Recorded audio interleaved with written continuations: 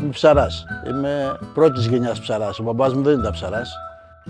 Το μικρόβιο της ψαροσύνης μου το κόλλησε ένα φιλαράκι που ήταν ο μπαμπάς του ψαράς. Κάπως έτσι άρχισα και κατέβαινα κάθε μέρα στο λιμάνι, έψανα τις παραλίες γιατί μ' άρεσε η θάλασσα. Κάναμε μια σχεδία μικρή, να σου καταλάβεις κάποτε, μια σχεδία που με 2 κουπιά από ξύλα και ψαρεύαμε με 2 δίχτυα. Και με το που βγάζαμε, είχε και πολλά ψάρια τότε, βγάζαμε 5-10 ψάρια, έβγαινε και μεροκάματο. Σχολείο το τέλειωσα, αλλά δεν πολύ μ' άρεσε γιατί το μυαλό μου ήταν στη θάλασσα. Πάντα στη θάλασσα. Δεν υπήρχε να φύγει ούτε μια στιγμή από το μυαλό μου η θάλασσα.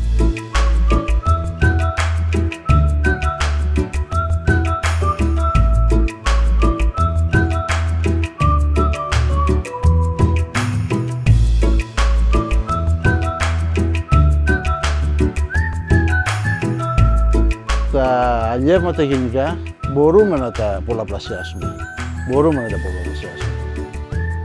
Δουλεύουμε αυτή τη στιγμή και αλλιεύουμε χωρίς μέτρο. Το ψάρι μεγαλώνει πολύ γρήγορα. Δηλαδή ένα ψάρι, παράδειγμα, που θα το ρίξεις στη θάλασσα τώρα και θα είναι 1 γραμμαρίου, μέσα σε 1 χρόνο θα είναι κερδοφόρο, δεν θα μπορείς να το πουλήσεις. Απλώς θέλει λίγο τα μέτρα να τα κοιτάμε και να μπορέσουμε να την προστατεύσουμε τη θάλασσα.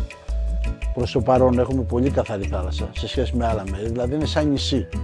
Είναι πράσινα τα νερά, εδώ στην περιοχή τη δικιά μας, Νέας Μάκρης. Μέχρι τα Δίκρα, Μεσηβία και μέχρι την αρχαία Μαρόνια είναι πράσινα τα νερά και πεντακάθαρα. Και αυτό νομίζω ότι είναι κάτι ακόμα που ωφελεί τον τόπο μας για τον τουρισμό αυτό που θέλουμε.